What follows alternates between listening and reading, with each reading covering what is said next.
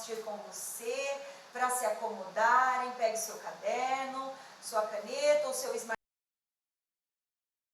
Não esqueça da sua Bíblia, né? E vamos iniciar mais uma aula. Enquanto as pessoas se preparam, você pode compartilhar já esse vídeo, né? Compartilhar para aqueles seus amigos cristãos que precisam saber do Evangelho de Mateus, da revelação de Jesus como Rei, do seu reino, que fazemos parte. Glória a Deus por isso. Para a pessoa mais importante para estar conosco em mais uma ministração. Feche os seus olhos, vamos falar com Deus.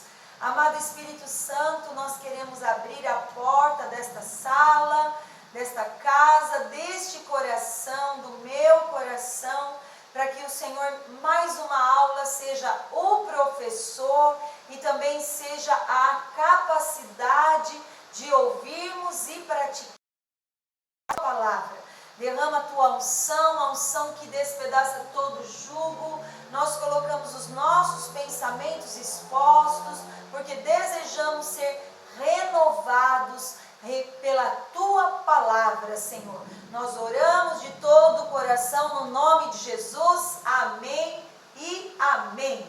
Então vamos lá, nós estamos mais uma vez aqui para desfazer todas as obras ou mentiras que o inimigo tem colocado na sua mente acerca de Deus, acerca de você mesmo. A pregação do Evangelho é a única coisa que tem o poder de transformar a nossa vida, e nós não podemos conhecer um pouco só do Evangelho. O Evangelho tem que ser pregado de maneira completa. Nós não fazemos isso para esconder algumas coisas, ao contrário, mas o melhor é que todo conhecimento de Deus seja ministrado, como Paulo nos instruiu, né? Que nós devemos conhecer todo o conselho de Deus revelado em sua palavra. Por isso nós temos estudado minuciosamente cada versículo, ou pelo menos cada texto, ou cada parte, cada contexto de algum assunto. Nós estamos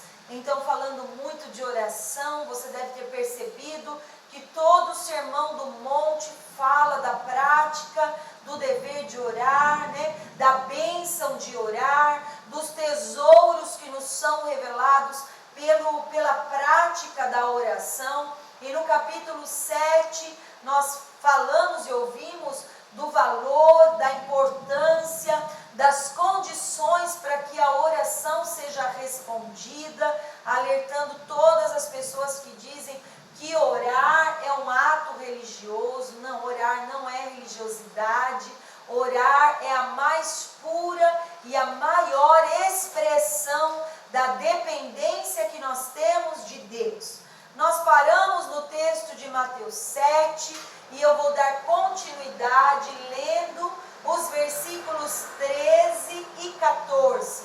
Mateus 7, versículos 13 e 14. Abra sua Bíblia e vamos ler juntos. Diz assim: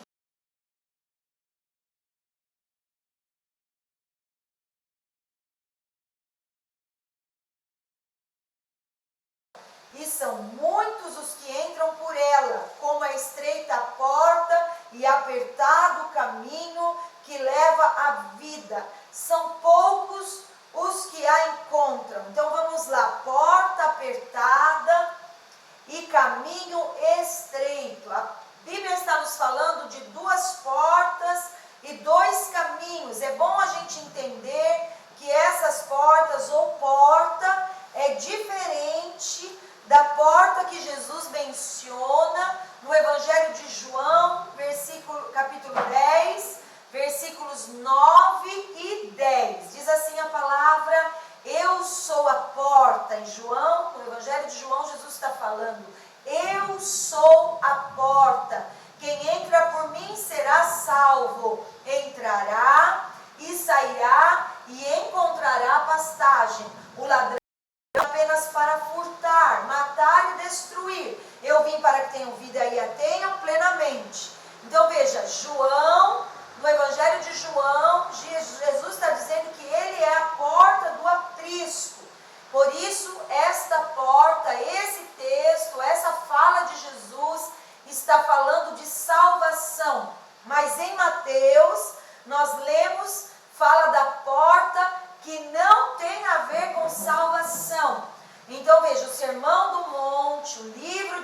Mateus não é um livro evangelístico. No início do sermão, Jesus é dito, Mateus diz, escreve, aproximando-se dele os seus discípulos, Jesus passou a ensinar.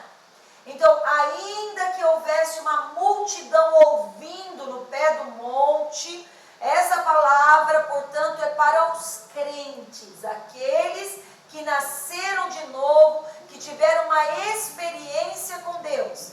Porta de Mateus 7 é diferente da porta de João 10. João está falando da porta da graça e Mateus está falando da porta do reino. Uma coisa é sermos salvos, é de graça, não depende de nossas obras, por isso não há mérito algum, não tem esforço algum que eu tivesse feito para merecer a salvação. Se a nossa salvação dependesse de obras, então Jesus Cristo teria morrido em vão, certo ou não? A porta da graça é um presente, é um dom, é uma dádiva. E a Bíblia diz que é a vontade de Deus que todo homem seja salvo e chegue ao pleno conhecimento da verdade. Jesus disse, na casa do meu pai há muitas moradas. Será que Deus errou na conta? Será que Deus fez muitas moradas para poucos moradores? Em Apocalipse, João vê uma multidão inumerável como as estrelas do céu e como a areia da praia do mar. Então veja, muita gente estava salva na visão do futuro que João teve. Muita gente vai ser salva, porque a salvação é muito simples no aspecto de recebê-la. Veja, vamos dizer mais uma vez, todos nós entramos pela porta da salvação para entrar pela porta do reino. É uma coisa só. Deus nunca intencionou que você fosse salvo e ficasse a sua vida, Deus dará, mas que você ingressasse na faculdade. Deus nunca intencionou que Ele pagasse toda a matrícula para você, mas você desprezasse fazer o curso, passar pelas provas e ser graduado. Então isso nós precisamos entender. Romanos 10, 9 e 10, abra a sua Bíblia comigo, Romanos 10, 9 e 10, diz assim: se você confessar com a sua boca que Jesus é Senhor e crer em seu coração que Deus o ressuscitou dentre os mortos, será salvo. Pois com o coração se crê para a justiça e com a boca se confessa para a salvação. Por isso, nós não podemos dizer, fulano morreu e foi para o inferno, ele era terrível. Nós não sabemos o que aconteceu com ele na hora da sua morte, se ele invocou a Deus nos últimos minutos da sua vida, se ele clamou a Deus, e se Deus se revelou a ele. Sabe o tempo que Deus demora para salvar uma pessoa? O mesmo tempo que demora para você colocar a mão no interruptor e acender a luz. É o mesmo tempo, é um instante, como um raio. Ele é salvo na hora. Então não diga, não passe os seus dias perguntando isso. Tem pessoas que passam dias pensando, será que fulano é salvo? Pastora, lá na igreja acha que aquele fulano é salvo? Não. Gente, não é responsabilidade sua ficar achando e concluindo se uma pessoa é salva ou ela não é. Porque não sabemos o que acontece nos minutos finais da vida de um homem, principalmente se ele teve a oportunidade de ouvir o evangelho das boas novas da salvação. Mas em Mateus diz que poucos entram pela porta estreita. Portanto, esse texto não está falando de salvação. A Bíblia não se contradiz. Mas muitos pensam que esse texto está dizendo que a porta estreita é para os salvos. E a porta estreita é para o juízo de Deus. Mas não é disso que a Bíblia não está falando de salvação. Então, se não passar na porta estreita, olha, eu já vi muito, tem até igrejas que são escritas assim, a igreja da porta estreita, meu Deus. Eu fico pensando, nossa, então essa igreja não é para salvar ninguém. Não é mesmo? A porta da graça não é estreita, mas é porta larga. Todos que entregaram a sua vida para Deus, Ele vai salvar. Ser salvo é uma coisa, Nós passamos pela salvação e agora Deus quer que você governe, que você reine com o Senhor no milênio, que você tenha uma vida de vencedor, que você tenha uma vida, que sua alma esteja submetida ao governo de Deus. A porta estreita é para aqueles que vão receber uma recompensa, um galardão, uma coroa no dia do Senhor, que vão receber as cidades para governar no milênio, que são os vencedores de Apocalipse, que venceram a carne, o diabo, a preguiça, o sono, a apatia, a sensualidade, a tentação. Alguém precisa ser pobre para ser salvo? Não, mas é muito difícil um rico reinar, um rico entrar no reino de Deus. Mais fácil, a Bíblia diz, é um camelo entrar no furo de uma agulha do que um rico entrar no reino dos céus. Uau, nessa porta estreita muitas vezes só passa uma pessoa, porque o tesouro dela tem que ficar do lado de fora. Essa é a porta do reino. Não está falando salvação. Muitos ricos serão salvos, sem dúvida. É o meu desejo que você enriqueça e seja salvo. E passe a fazer parte do reino e entre no reino, né? Claro que todos os ricos podem ser salvos, mas a Bíblia está dizendo que infelizmente alguns não entrarão no reino de Deus. Então vamos falar em primeiro lugar sobre as duas portas. No passado, queridos, as cidades eram muradas com portões e portas. Os ricos chegavam com seus camelos cheios de cargas preciosas, ouro, especiarias, tecidos. Só que como a cidade tinha que ser protegida, só existia uma porta bem pequenininha que só passava um homem. Então o camelo não era da cidade. Dizem que isso é verdade, em alguns estudiosos dizem que essa... Só que o camelo ela era muito estreitinha. E só, o camelo era ele passava o carro, mas não passava o homem no seu carro com os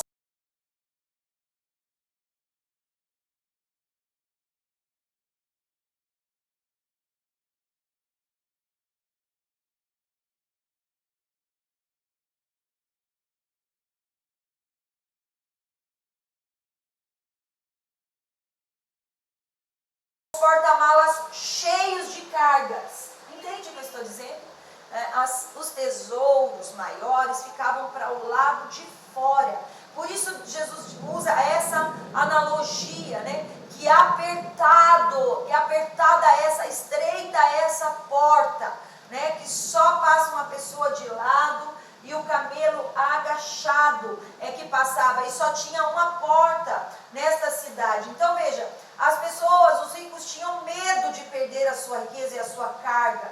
Então elas davam mais valor a seu tesouro do que a própria vida. Por isso que Jesus estava dizendo, é difícil o rico entrar. Essa porta estreita fala de não querermos abrir mão dos bens pessoais, do conforto, das coisas legítimas nossas, para buscar a Deus para valer.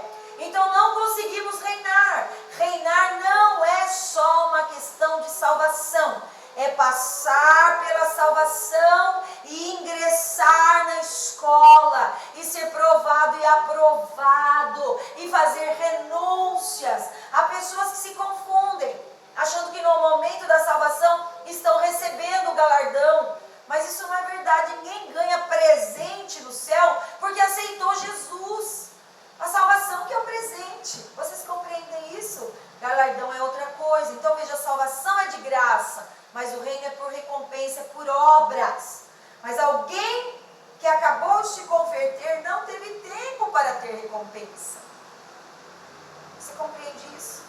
Essa porta estreita está falando do viver diário, de uma vida cristã, segundo os padrões da constituição do reino que Mateus está falando, do sermão do monte, de não amar o dinheiro, de ser humilde, de ser manso, chorar com os que choram, estar disposto a ser perseguido, injuriado, caluniado. Essa é a porta estreita, caminho apertado, isso tem preço, custa, tem que abrir mão das coisas legítimas, como comer.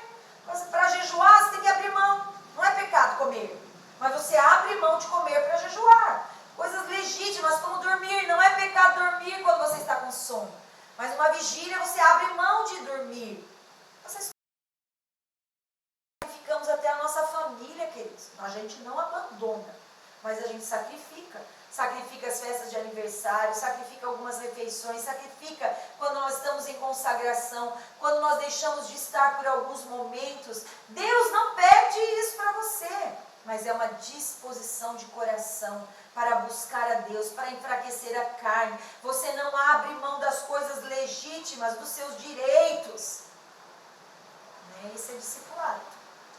Às vezes as pessoas se cansam. Elas falam, eu não vou perder. É a minha festa, ou é a festa de fulano, é não sei o que, não sei o que. Mas outros dizem, não, lá nesse dia Deus pode fazer um milagre. Deus pode fazer um milagre nas nossas vidas. Então veja, falar de oração, de jejum, é muito bonito, é espiritual, mas não tem muita gente disposta a fazer isso não. Por isso poucos entram pela porta estreita. A Bíblia diz, né? Jesus dizendo, se quiser ser meu discípulo, tome a sua cruz. Negue-se a si mesmo e me siga. Se alguém amar mulher, homem, filho, filha, prazeres mais do que a mim, não é digno de mim. O que é isso? Restrição.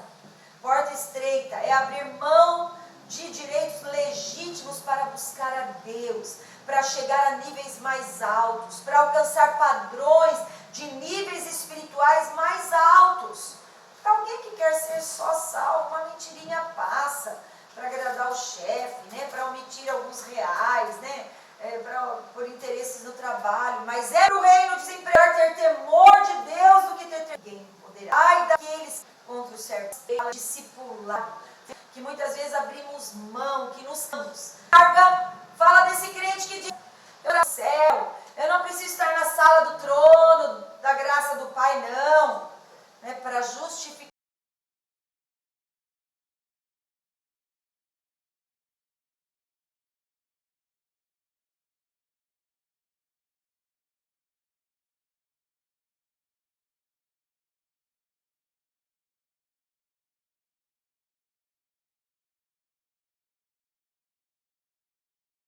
as suas carnalidades, a sua preguiça. Será que nossa carne por ela mesma vai querer orar, vai querer jejuar? Sua carne nunca vai desejar jejum. Ela é colocada à força em jejum. Quando você é intoxicado, quando você vai para um hospital e eles não sabem o diagnóstico, o primeiro procedimento é manter você em jejum, só no soro, porque o jejum cura. O jejum emagrece também, não é? Então veja, no Novo Testamento não tem jejum, se você for ver. Muitos pastores tradicionais dizem, vocês ficam jejuando, é religião. Mas Jesus disse, enquanto o noivo estiver presente, vocês não jejuarão. Depois que o noivo for, aí sim vocês jejuarão. Então o padrão de Deus do Novo Testamento é muito maior. Quando jejuardes, é sinal que tem que jejuar. Quando jejuardes, não é assim, se jejuar, não, é quando, sinal que vai haver momentos que é necessário o jejum. Amém? A porta larga é o crente relaxado. 1 Coríntios 3, 12, 15 diz o que na sua palavra? 1 Coríntios 3, 12, 15. Se alguém constrói sobre esse alicerce, usando ouro, prata, pedras preciosas, madeira, feno, palha, sua obra será mostrada, porque o dia trará luz, pois será revelada pelo fogo, que provará a qualidade da obra de cada um. Se o que alguém construiu permanecer, esse receberá a recompensa. Se o que alguém construiu se queimar, esse sofrerá prejuízo. Contudo, será salvo como alguém que escapa através do fogo. Ou seja, aqueles cristãos da porta larga, que viveram relaxadamente, que são salvos, esses serão salvos como que pelo fogo. Ou seja, haverá disciplina. Terrível coisa é cair nas mãos do Deus vivo. Então nós não podemos brincar com a vida que temos levado, sem temor de Deus, sem compromisso, sem as disciplinas espirituais. Nós somos santuários de Deus, chamados para testemunhar de seu amor, e cada vez que nós damos mau testemunho, nós estamos envergonhando o reino de Deus. Mas também a vida cristã não precisa ser pesada, porque Cristo vive em nós e nos capacita a todas as coisas. Ele disse, tomai sobre vós o meu jugo, porque eu sou manso e humilde de coração. Então, pastora, mas como que eu consigo viver a vida cristã sem ser pesada? Como que eu consigo ter as disciplinas espirituais, jejuar, orar, me me submeter no discipulado, discipular, ganhar vidas. Você consegue quando você está em Cristo. Você não consegue quando faz pela força. Quando é você querendo fazer, você querendo mostrar, você, não. Você faz quando você está mergulhado em Cristo, Ele te capacita. Quando você está cheio do Espírito Santo. Essa foi a nossa aula na escola teológica de domingo passado. Todo crente deve, é um mandamento, enchei-vos do Espírito Santo. É o Espírito Santo que nos capacita. Em segundo lugar, há dois caminhos que nós lemos no texto de Mateus, né? A palavra caminho no original é a mesma palavra usada abra lá, Atos 9 e Atos 19. Vamos ler Atos 9, 2. Atos 9, 2 diz: pediu-lhes cartas para as sinagogas de Damasco, de maneira que caso encontrasse ali homens ou mulheres que pertencessem ao caminho, pudesse levá-los presos para Jerusalém. Mas, olha lá, Atos 19, versículo 9 e versículo 23. Mas alguns deles se endureceram e se recusaram a crer e começaram a falar mal do caminho diante da multidão. Paulo então afastou-se deles. Tomando consigo os discípulos, passou a ensinar diariamente na escola de Tirano. Versículo 23 de Atos 19. Naquele tempo houve um grande tumulto por causa do caminho. Então esses dois caminhos, a palavra original no grego fala dos chamados cristãos do caminho, ou significa vida cristã. Há dois estilos de vida para a vida cristã. O caminho estreito fala do dia a dia de servir a Deus em níveis mais elevados. Uma coisa é estarmos qualificados para entrar na porta, decidido. E outra coisa é continuar, é perseverar. O caminho fala de um dia após o outro, fala de você ser crente na igreja, na casa, na escola, no trabalho, nas festas, com os amigos, no trânsito, com a sogra, crente em todo lugar. Esse é o justo consigo mesmo. Correto com as suas palavras, com as suas responsabilidades, santo nos seus olhos, na sua boca, nas suas atitudes, inteiro com Deus, que não se vende jamais, que não perde as suas convicções em Deus, apesar de tantas dificuldades, né?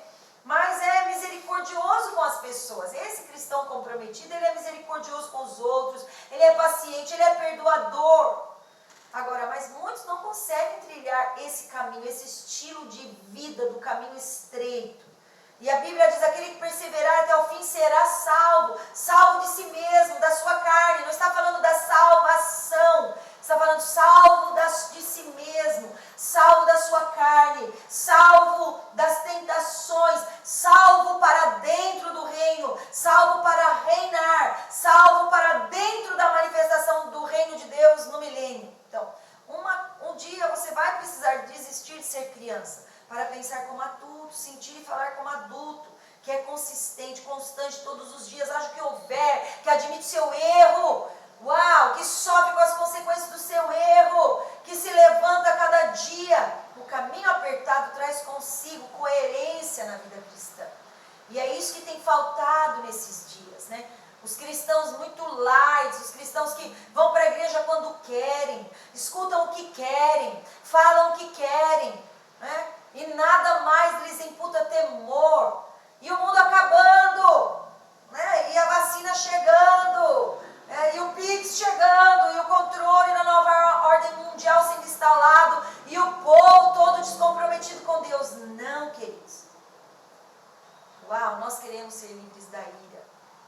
Quem são os crentes que serão livres da ira, da tribulação que virá sobre este mundo? São esses aqui, os discípulos, né, que entraram pelo caminho estreito. A palavra estreito não é adjetivo comparativo. Para o mundo esse caminho é estreito, mas para nós que queremos viver a vida cristã para valer, ele é largo, ele é espaçoso, a gente ama isso. A gente ama orar, a gente ama estudar a Bíblia, a gente ama ir para a igreja, a gente ama ajudar as pessoas, a gente ama fazer visita, a gente ama ofertar, se sacrificar, a gente ama, a gente não vive sem isso. Essa é a nossa vida, entendeu? Isso daí.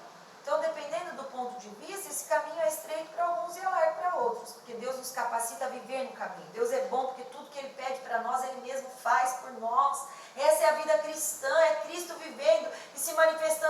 deixando o Senhor viver essa vida por nós. Né? O caminho estreito fala de muitas coisas que os crentes podem fazer, mas para nós não. Tem muitos filmes que os... Lembra desse versículo lá que diz assim, tudo me é permitido, mas nem tudo me convém?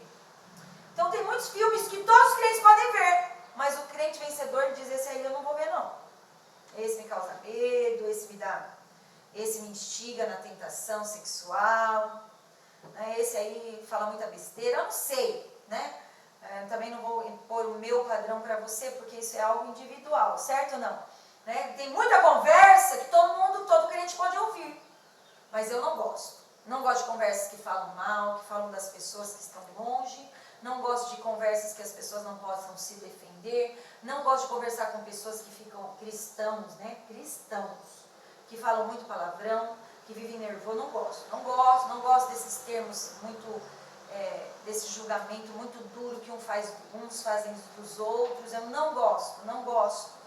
E não gosto de ouvir músicas que estão cultuando outros deuses. Não gosto de escutar músicas que instigam a questão da sexualidade, da sensualidade. Não gosto, não ouço, né? Não ouço. Pagamos o preço porque naquele dia nós vamos receber a nossa recompensa. Amém, queridos? Não gosto de ir em alguns lugares, não gosto. Todos os lugares me são lícitos para ir, mas alguns são muito escuros, música muito alta, não gosto. Se eu tenho que entrar num lugar que eu não tenho como escolher, né, a série de músicas que está sendo colocada, eu estou tranquila diante de Deus, mas não gosto. Essas coisas mexem comigo, essas coisas me contaminam. E assim nós educamos os nossos filhos. Você vai ouvir do Senhor naquele dia, servo bom e fiel, vem reinar comigo, vem receber a coroa que te está preparada. Né? Agora, veja, eu não estou falando que ouvir música, que assistir filmes, desqualifica você, eu não estou dizendo, estou falando, esse é o padrão para mim. Alguns cristãos não podem beber nem um gole de vinho. E a Bíblia não fala disso. A Bíblia está falando que a Bíblia diz que você não pode sim bebedar. Né? Então, alguns bebem um gole de vinho, outros acham melhor nem beber um gole de vinho. E é o padrão deles, é o limite deles. Tudo me é permitido, mas nem tudo me convém. Amém, queridos? Então, alguns fazem coisas, outros não fazem. E nós não julgamos quem faz e não julgamos quem não faz. Mas é bem certo para você que o padrão do reino de Deus é um padrão elevado. Tudo é Deus quem faz o que Ele espera de você, a decisão de entrar pela porta estreita. Quando escolhemos praticar os princípios do Sermão do Monte, entramos nesse caminho, né? E perseguições e lutas virão. Porque às vezes até os crentes da igreja perseguem a gente. Né? 2 Timóteo 3,12, Paulo estava dizendo a Timóteo assim, de fato, todos os que desejam viver piedosamente em Cristo serão perseguidos. Se o mundo ainda não te persegue, é porque você é amigo do mundo. Viu? Entendeu? Se o mundo não te persegue, é porque você é amigo dele. O dia que você deixar de ser amigo do mundo, não significa que você vai ser esse religioso antipático, né? Não, nada disso. Não estou falando desses aí, bitolado. Não estou falando disso. Não é? Mas você será pressionado no trabalho, na escola, com seus vizinhos, seus amigos, que não entenderão, porque você resolveu ser 100% com Deus. Você sabe que eu fui bailarina profissional, né? E quando eu aceitei a Cristo, eu coloquei no meu coração, eu não vou dançar secularmente mais. E eu não estou falando que cristão que dança no mundo secular é do inferno, do diabo, vai queimar, não estou falando nada disso. Estou falando que eu consagrei o meu corpo ao Senhor. Então eu toco violão, toquei no mundo, participei até de festivais de música, ganhei alguns festivais. Mas quando eu me converti, eu disse, a minha voz e o meu instrumento, o meu dom é para o Senhor. Não toquei mais nada que não fosse para o Senhor. Eu me consagrei. Eu não estou falando que os levitas da casa de Deus, que os músicos da casa de Deus não podem fazer isso. Não estou falando isso. Estou falando que isso foi algo que eu consagrei, eu separei para o Senhor. Amém, queridos? Talvez você é levado a separar áreas da sua vida que eu não sou levada a separar. Mas uma coisa é certa, o padrão do reino é um padrão de caráter, é um padrão de verdade, é um padrão de pureza, é um padrão de santidade, né? E Jesus disse aqui, se vocês crerem em mim, vocês farão obras maiores. Mas essas obras maiores seriam praticadas por alguém alguém que é sério com Deus. Não brinca com Deus, não. Porque de Deus não se zomba, diz a Bíblia, né? Por isso hoje eu te chamo a romper com aqueles caminhos, com aquelas pessoas do caminho largo, com aquelas atitudes do caminho largo. Rompa com aqueles da porta larga, porque os demais se perderão no caminho da perdição, que não é a perda da salvação. Essa palavra é ruína, ou uma vida cristã no caos, que não vale a pena ser vivida, que não é digna de ser chamada de cristã. Não é essa vida que Deus tem para você. Entre pela porta estreita, entre pelo caminho apertado. E não há o que se compare em vivermos uma vida espiritual sobrenatural, que sente Deus a cada instante e a cada minuto.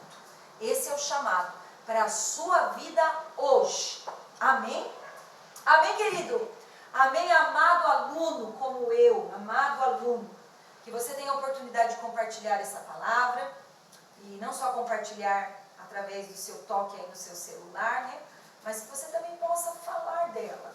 Que você possa compartilhar dela. Porque tudo aquilo que nós aprendemos e depois nós ensinamos, esse ensino se torna parte de nós. Amém?